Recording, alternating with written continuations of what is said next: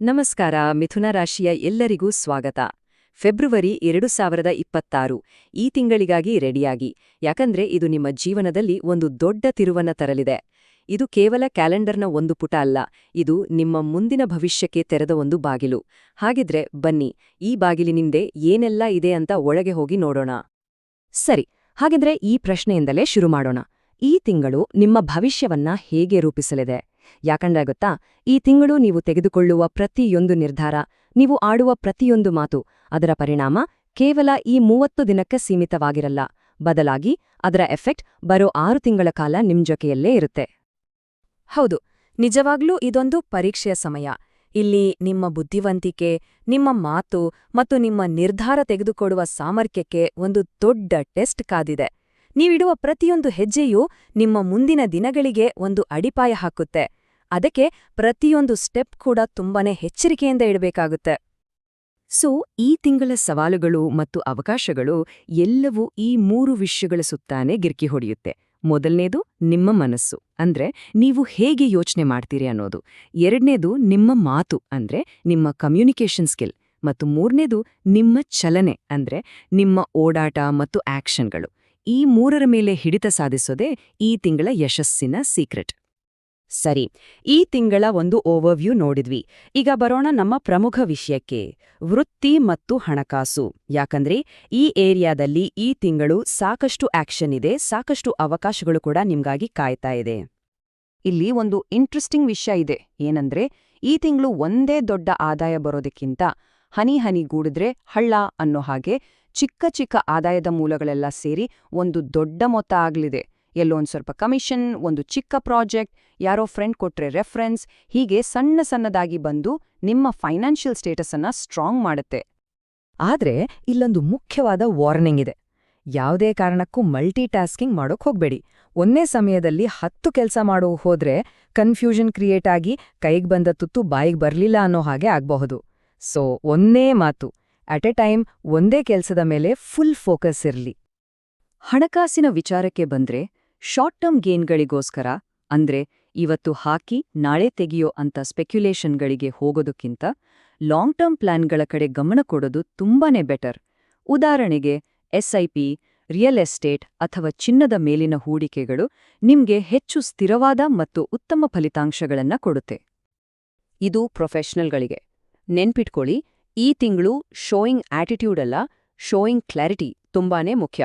ಅಂದ್ರೆ ನಿಮ್ಮ ಬಾಸ್ ಮುಂದೆ ಅಥವಾ ಕ್ಲೈಂಟ್ ಮುಂದೆ ಪ್ರೆಸೆಂಟೇಷನ್ ಕೊಡುವಾಗ ನನಗೆಲ್ಲ ಗೊತ್ತು ಅನ್ನೋ ಆಟಿಟ್ಯೂಡ್ಗಿಂತ ನೀವ್ ಎಷ್ಟು ಕ್ಲಿಯರ್ ಆಗಿ ವಿಷಯನೇ ಹೇಳ್ತೀರಿ ಅನ್ನೋದು ಮ್ಯಾಟರ್ ಆಗತ್ತೆ. ನಿಮ್ಮ ಮಾತುಗಳಲ್ಲಿರೋ ಸ್ಪಷ್ಟತೆಯೇ ನಿಮ್ಮ ಯಶಸ್ಸನ್ನು ನಿರ್ಧರಿಸುತ್ತೆ. ಒಂದ್ವೇಳೆ ಕೆಲ್ಸ ಬದಲಾಯಿಸೋ ಯೋಚನೆ ಇದ್ರೆ ಪ್ಲೀಸ್ ಅವಸರ ಪಡಬೇಡಿ. ಮೊದಲನೇದು, ಹೊಸ ಆಫರ್ ಕೈಲಿರ್ಲಿ, ಅಂದ್ರೆ ಲಿಖಿತ ರೂಪದಲ್ಲಿ ಕನ್ಫರ್ಮ್ ಆಗಿರ್ಲಿ. ಆಮೇಲೆ ಯಾವುದೇ ಕಾರಣಕ್ಕೂ ಇಮೋಷನಲ್ ಆಗಿ ಸಾಕಪ್ಪ ಈ ಕೆಲ್ಸ ಅಂತ ಕೈಯಲ್ಲಿರೋ ಕೆಲ್ಸಕ್ಕೆ ರಿಸೈನ್ ಮಾಡೋ ತಪ್ಪು ಮಾಡಬೇಡಿ. ಇನ್ನು ಬಿಸ್ನೆಸ್ ಓನರ್ಗಳಿಗೆ ಈ ತಿಂಗಳು ನಿಮ್ಮ ನೆಟ್ವರ್ಕ್, ನಿಮ್ಮ ಕಾಂಟ್ಯಾಕ್ಟ್ಸ್ ತುಂಬಾನೇ ಹೆಲ್ಪ್ ಆಗುತ್ತೆ. ನಿಮ್ಗೆ ಬರೋ ರೆಫರೆನ್ಸ್ಗಳಿಂದ ಹೊಸ ಡೀಲ್ಗಳು ಸಿಗ್ಬಹುದು. ಜೊತೆಗೆ ಸಣ್ಣ ಆನ್ಲೈನ್ ಕ್ಯಾಂಪೇನ್ಗಳು ಕೂಡ ಒಳ್ಳೆ ರಿಸಲ್ಟ್ ಕೊಡುತ್ತೆ. ಸೊ ಹಾರ್ಡ್ ವರ್ಕ್ಕಿಂತ ಸ್ಮಾರ್ಟ್ ವರ್ಕ್ ಮೇಲೆ ಫೋಕಸ್ ಮಾಡಿ. ಸರಿ, ವೃತ್ತಿ, ಹಣಕಾಸು ಎಲ್ಲ ಆಯ್ತು. ಈಗ ಸ್ವಲ್ಪ ನಮ್ಮ ಗಮನವನ್ನ ಮನೆ ಕಡೆ, ನಮ್ಮ ಸಂಬಂಧಗಳ ಕಡೆ ಹರಿಸೋಣ. ಯಾಕಂದ್ರೆ ಇಲ್ಲೂ ಕೂಡ ಗಮನ ಕೊಡಬೇಕಾದ ಒಂದಷ್ಟು ವಿಷಯಗಳಿವೆ. ಈ ತಿಂಗಳು ನಿಮ್ ಮಾತಿದೆಯಲ್ಲ, ಅದು 2 ಬದಿಯ ಕತ್ತಿ ಇದ್ದ ಹಾಗೆ. ಅದೇ ಮಾತು ಪ್ರೀತಿ ಹುಟ್ಟಿಸ್ಬೋದು, ಅದೇ ಮಾತು ದೊಡ್ಡ ಜಗಳಕ್ಕೂ ಕಾರಣ ಆಗ್ಬೋದು. ಸೊ ಏನ್ ಮಾತಾಡ್ತೀರಿ ಅನ್ನೋದಕ್ಕಿಂತ ಹೇಗ್ ಮಾತಾಡ್ತೀರಿ ಅನ್ನೋದು ಬಹಳ ಮುಖ್ಯ ಆಗತ್ತೆ. ಗೊತ್ತಾ, ಕೆಲವೊಮ್ಮೆ ನಾವು ತಮಾಷೆಗೆ ಅಂತ ಏನೋ ಹೇಳ್ತೀವಿ, ಆದ್ರೆ ಅದು ಕೇಳೋರ್ಗೆ ಬೇರೆ ತರನೇ ಅರ್ಥ ಆಗ್ಬಿಡುತ್ತೆ. ಉದಾಹರಣೆಗೆ, ಯಾವಾಗ್ಲೂ ಫೋನಲ್ಲೇ ಇರ್ತೀಯಾ ಅಂತ ಚುಚ್ಚೋ ಬದಲು, ನಾವು ಜೊತೆಗಿದ್ದಾಗ ನೀನು ಫೋನ್ ಬಳಸಿದ್ರೆ ನನ್ಗೆ ಸ್ವಲ್ಪ ಬೇಜಾರಾಗುತ್ತೆ, ಮಾತಾಡೋಣ ಬಾ ಅಂತ ಪ್ರೀತಿಯಿಂದ ಸ್ಪಷ್ಟವಾಗಿ ಹೇಳಿದ್ರೆ ಸಂಬಂಧಗಳಲ್ಲಿರೋ ವ್ಯತ್ಯಾಸನ ನೀವೇ ನೋಡಿ. ವಿವಾಹಿತ ದಂಪತಿಗಳು, ಇದು ನಿಮ್ಗೆ. ಸ್ವಲ್ಪ ಹುಷಾರಾಗಿರಿ. ಸಣ್ಣದಾಗಿ ಶುರುವಾದ ಚರ್ಚೆ ದೊಡ್ಡ ಜಗಳವಾಗಿ ಬದಲಾಗೋ ಚಾನ್ಸಸ್ ಜಾಸ್ತಿ ಇದೆ. ಸೊ ಒಂದು ಟಾಪಿಕ್ನ ಎಲ್ಲಿಗೆ ನಿಲ್ಲಿಸ್ಬೇಕು ಅಂತ ಗೊತ್ತಿರ್ಬೇಕು. ವಾದವನ್ನ ಬೆಳೆಸ್ಕೊಂಡು ಹೋದ್ರೆ ಸಂಬಂಧ ಹಾಳಾಗುತ್ತೆ ವಿನಾ ಅದರಿಂದ ಯಾವ ಸೊಲ್ಯೂಷನೂ ಸಿಗಲ್ಲ. ಓಕೆ, ಕೆಲಸ ಆಯ್ತು, ಮನೆ ಆಯ್ತು. ಈಗ ನಮ್ಮ ಆರೋಗ್ಯದ ಬಗ್ಗೆ ಮಾತಾಡೋಣ. ಹಾಗೆ ನಮ್ಮ ಸ್ಟೂಡೆಂಟ್ ಫ್ರೆಂಡ್ಸ್ಗೂ ಕೆಲವು ಇಂಪಾರ್ಟೆಂಟ್ ಟಿಪ್ಸ್ ಇದೆ. ಈ ತಿಂಗಳು ನಿಮ್ಮ ಬ್ರೈನ್ ಇದೆಯಲ್ಲ, ಅದು 24x7 ಓವರ್ ಟೈಮ್ ಡ್ಯೂಟಿ ಮಾಡ್ತಿದೆ ಅನ್ನೋ ಫೀಲ್ ಬರ್ಬೋದು. ಅಷ್ಟೊಂದು ಮಾನಸಿಕ ಒತ್ತಡ ಇರುತ್ತೆ. ರಾತ್ರಿ ಮಲಗಿದ್ರೂ ತಲೆ ಓಡ್ತಾನೇ ಇರುತ್ತೆ.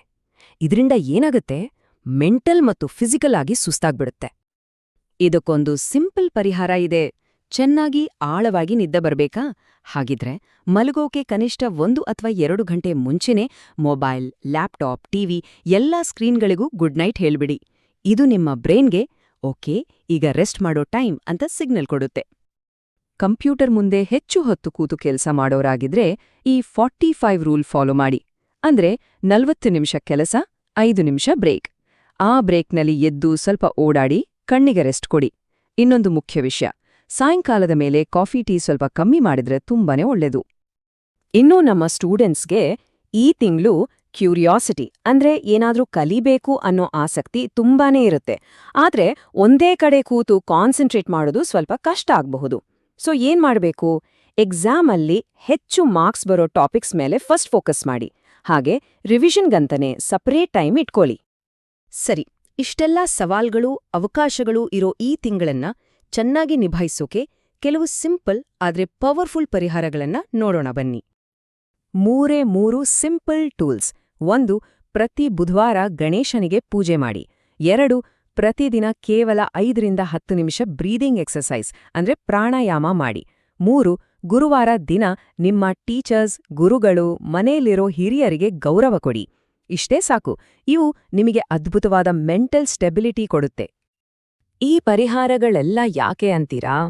ಇದರ ಗೋಲ್ ಒಂದೇ, ನಿಮ್ಮ ಮನಸ್ಸು ಮತ್ತು ದೇಹದ ನಡುವೆ ಒಂದು ಬ್ಯಾಲೆನ್ಸ್ ತರೋದು. ಧ್ಯಾನ, ಉಸಿರಾಟದ ವ್ಯಾಯಾಮ, ಮನಸ್ಸಿನ ಬ್ಲಾಕ್ಗಳನ್ನ ತೆಗೆದ್ರೆ ದೈಹಿಕ ಚಟುವಟಿಕೆ ದೇಹದ ಆಲಸ್ಯನ ದೂರ ಮಾಡುತ್ತೆ. ಇದರಿಂದ ಸರಿಯಾದ ಟೈಮಲ್ಲಿ ಸರಿಯಾದ ನಿರ್ಧಾರ ತಗೊಳ್ಳೋಕೆ ಹೆಲ್ಪ್ ಆಗತ್ತೆ. ಸೊ ಒಂದೇ ಮಾತಲ್ಲಿ ಹೇಳೋದಾದರೆ, ಫೆಬ್ರವರಿ 2026 ನಿಮ್ಗೆ ತುಂಬಾನೇ ಬ್ಯುಸಿ ಮತ್ತು ಡೈನಮಿಕ್ ಆಗಿರೋ ತಿಂಗಳು. ಕೆರಿಯರಲ್ಲಿ ಒಳ್ಳೆ ಅವಕಾಶಗಳು ಖಂಡಿತ ಇದೆ.